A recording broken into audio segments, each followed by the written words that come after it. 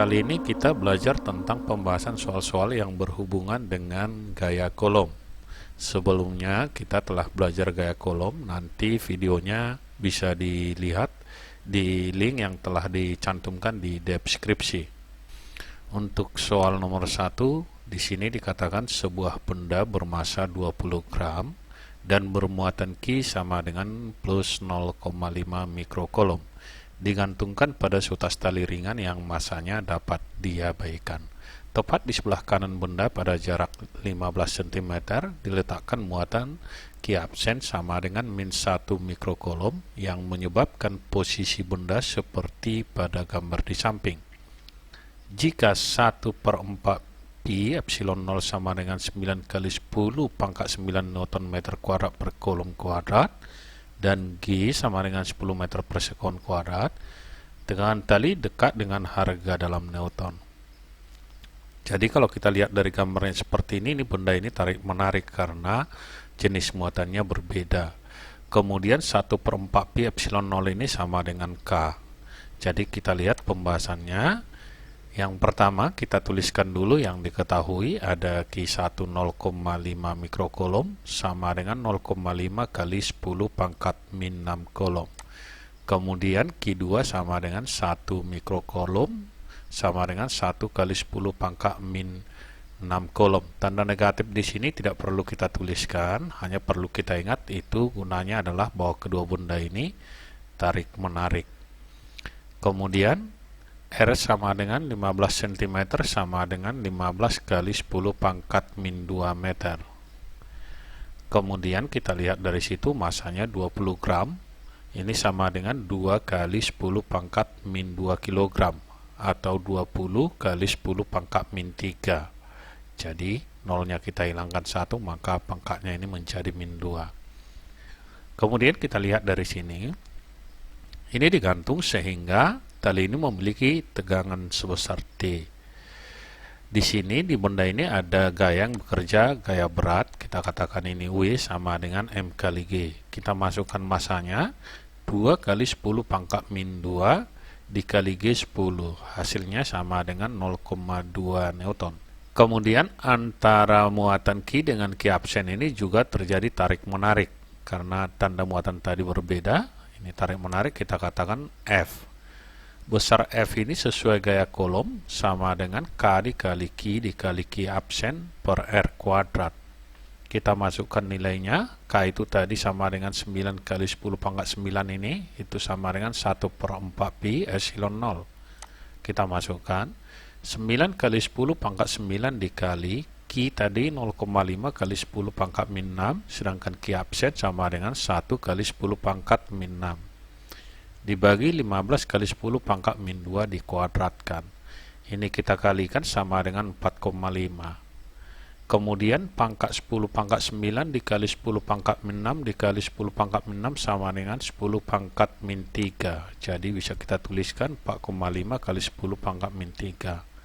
15 kuadrat sama dengan 225 kali 10 pangkat min 2 ini kalau dikuadratkan sama dengan min 4. Oke, kita bagikan, berarti ini sama dengan kalau kita bagikan 4,5 kali 10 pangkat min 3 per 225 kali 10 pangkat min 4, ini sama dengan 45 per 225. Berarti itu sama dengan 1/5 atau sama dengan 0,2.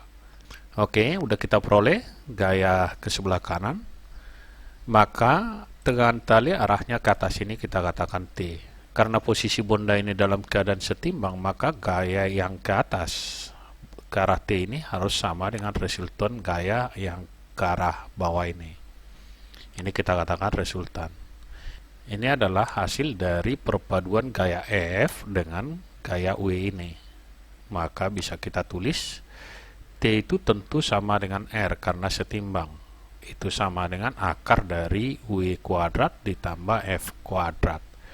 Tadi W-nya udah kita peroleh sama dengan 0,2 dan F-nya 0,2. Jadi kalau kita masukkan 0,2 kuadrat ditambah 0,2 kuadrat. Ini artinya 0,2 akar 2. Karena ini sama dengan 2 kali 0,2 kuadrat.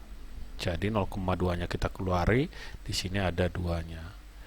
Akar 2 sama dengan 1,4 dikali 0,2 itu sama dengan 0,28 Newton. Jadi jawabnya adalah yang C. Selanjutnya kita lihat soal nomor 2. Di sini 3 muatan listrik identik ditempatkan seperti pada gambar berikut.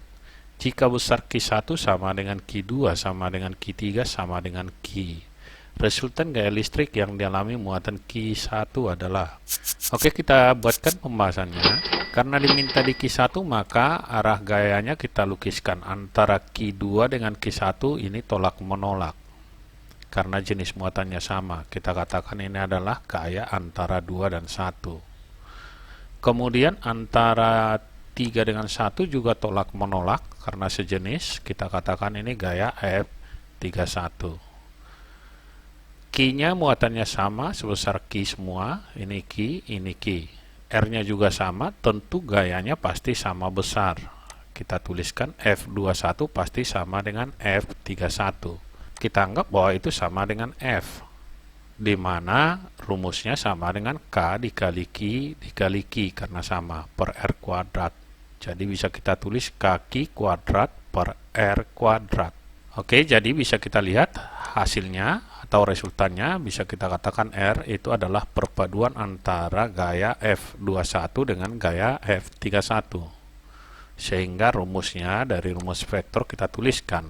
R itu sama dengan akar dari F21 kuadrat yang ini ditambah F31 kuadrat yang ini juga. F21, F31 itu sama, berarti itu sama dengan F, jadi bisa kita tulis sama dengan akar F kuadrat ditambah F kuadrat. F kuadrat tambah F kuadrat sama dengan 2 kali F kuadrat. Kita keluarkan F kuadratnya, yang ini karena dia diakari menjadi F akar 2. F-nya tadi sama dengan K dikali Q kuadrat per R kuadrat. Jadi bisa kita buatkan ini sama dengan, kita ganti tadi F dengan K Q kuadrat per R kuadrat. Ini ada akar 2, kita masukkan di sini akar 2. Jadi jawabnya adalah yang D. Sekian dan terima kasih, sampai bertemu kembali di video pembelajaran kita yang lainnya.